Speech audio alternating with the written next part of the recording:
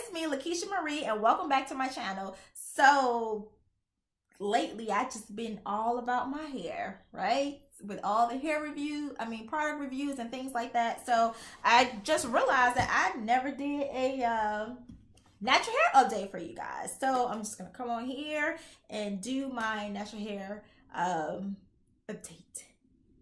So my natural hair journey started around September of 2008. Pretty much my sister gave me a relaxer one day, and I swear, like, the next day I woke up and I had no hair, and my hair was just broke off. Like, literally, that's how I felt. And I was just going up and down with my hair. During this time I was in between jobs and also going to school, so I was really stressed out. So between the stress and the relaxer and all that's going on, I decided to transition and go natural. I actually transitioned for close to 2 years. I ended up big chopping in July 9th, 2010 is my big chop anniversary. I won't forget it because that's my nephew's birthday. So July 9th, 2010 is when I actually chopped off all my hair, because it was just during my transition I would cut a little bit off at a time. And so at some point I was washing my hair and it was just like, okay, really, like, I just had strings everywhere, and it was like, I just need to just go ahead and just cut all this off. And that's what I did. I just went ahead and just cut it all off, and it just felt so freeing and amazing to not have to deal with the two textures anymore, because that is like the worst thing right there, is dealing with the two textures during a transitioning phase. But during my transition I did turn to YouTube, so I did watch a lot of other natural sisters doing their transitioning journey as well, and those who were already natural, you know, went ahead and did the big chop or whatever. Like, I watched their old videos and took notes and paid attention to all the roadblocks that they were running into. So along my 2-year transition, like, for instance, I got braids at the 6-month mark, because at 6 months, that's when you have probably at least 1 inch to 2 inches of new growth. And that's where it really starts to get real. So a lot of naturals was having a really tough time at that 6-month mark. So when the 6-month mark came for me, I got braids. Then I got to sew in. But yeah, it's like a 27, it's like a 27 piece weave sewing that I got, that when you sew it in your hair, it's an automatic wrap. I forget what it's called. And then I ended up getting crochet braids. So throughout my transition, I started to hide my hair, so I'm not dealing with it as much. And in the beginning of my transition, I did play around with a lot of styles myself for styling my hair, because it was just a little easier at that time. Because in the beginning, it's just like you just got a little new growth and you just need to go ahead and get a relaxer, you know, get a touch up or whatever. But as I started getting into it, I started hiding my hair. I was listening to those other YouTube gurus, and I just started hiding my hair. And that's how I was able to transition for as long as I transitioned. Actually, one of my besties that pushed me over the edge to go ahead and transition, because I was talking to her about it, and she had been natural once before, but the time she went natural, she was in college, and there were no products on the market for natural hair sisters. It just wasn't. So not having the right tools and the products to deal with her hair natural, she ended up going back to a relaxer. So I was talking to her about it, and she was telling me about her experience or whatever. And these next few words that came out of her mouth just made so much sense to me. She said, you know, just do it. And if all else fails, you can always relax your hair. You can always go back to a relaxer. And it was like the light bulb went off in my head. And it was just like, you know what? You're absolutely right. If it doesn't work out, I just go back and get a relaxer. So I set off on my journey, and the rest is history. I will absolutely positively never get another relaxer in my hair ever again. And once I became fully natural after I big chopped, I really needed to learn how to take care of my hair. I really needed to learn proper hair maintenance. And in order for me to do that, I had to forget everything that I knew up to that point of me big chopping, because the way you take care of your relaxed hair is not the same way you take care of natural hair. So I had to absolutely just forget everything that I knew. Like, for instance, with relaxed hair, I will, wash my hair every 2 weeks, but as a natural, I wash my hair every week.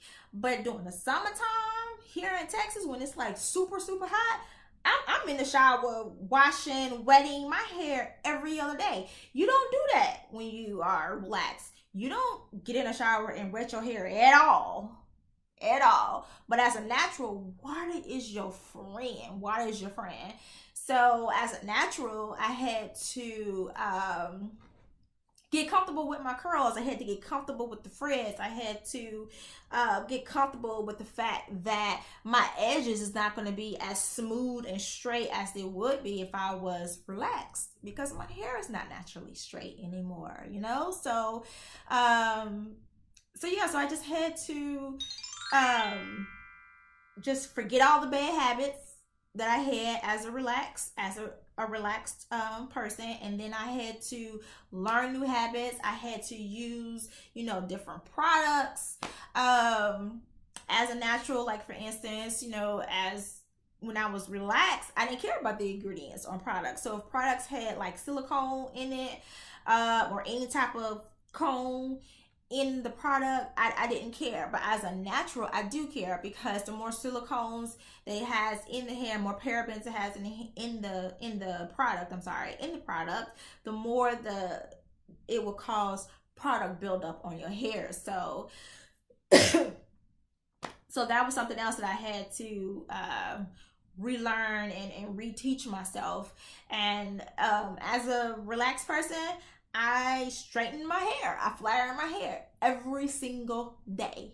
Every single day I flat ironed my hair. As a natural, the flat iron don't even touch my hair. In the beginning, once my hair started to grow out, I would flat iron my hair twice a year, and then I started to learn about heat damage, and it went down to once a year. And now I'm at the point where I don't even flat iron my hair anymore, because if I want straight hair, I just go throw on a wig. So those are just some of the things that I had to relearn by going natural, because I really needed to learn how to do my hair and take care of my own hair. Because as a relaxed person, I needed to go to the salon every 2 weeks in order for my hair to thrive, in order for my hair to grow.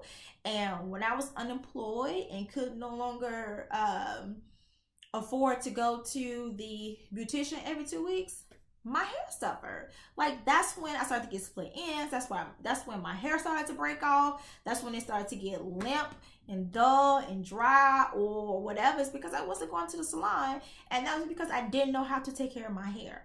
So being natural taught me it forced me to learn how to take care of my hair.